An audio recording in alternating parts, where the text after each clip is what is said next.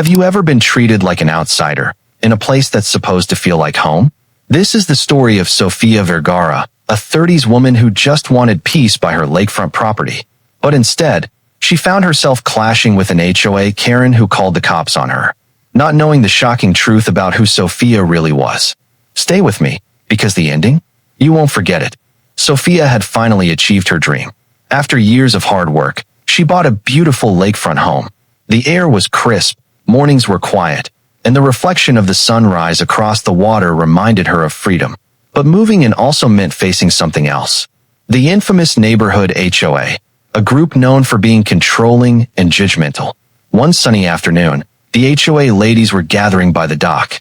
They smiled at first, waving to Sofia. "Come join us for the lake cleanup today," one of them said. Sofia replied kindly, "Thank you, but I already have plans. I'll help next time." But not everyone took it well.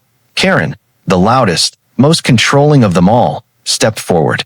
Her tone was sharp. "You can't just say no. That's not how things work around here." The mood shifted. The other women exchanged looks, waiting to see what would happen next. Sofia stayed calm. "I'm sorry, but I can't today. I'll gladly contribute another time." But Karen wasn't having it.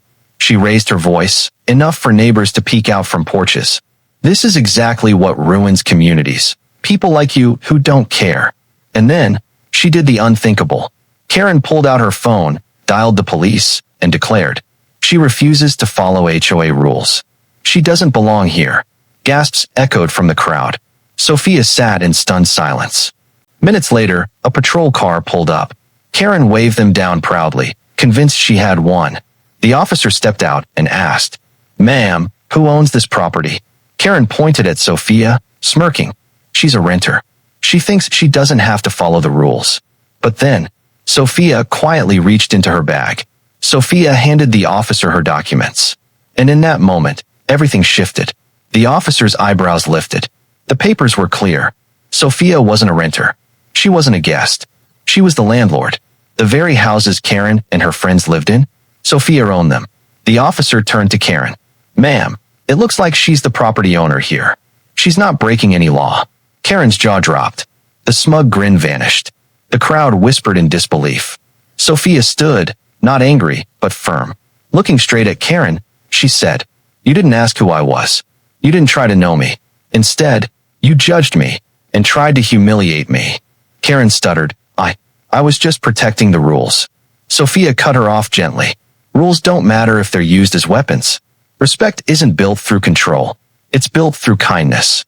The officer nodded, agreeing silently. The neighbors lowered their heads in shame. Days later, word spread across the neighborhood. Some neighbors came to Sofia to apologize. Others admitted they had always been afraid of Karen's dominance. And slowly, something began to change. The lake cleanup? More people showed up the next time, not because they were forced to, but because they wanted to. Sofia even joined in, this time with a smile. Karen, meanwhile, kept her distance. Her voice was quieter now. For the first time, the community saw her differently, not as powerful, but as petty. And that day, everyone learned a powerful truth. Don't underestimate the people around you.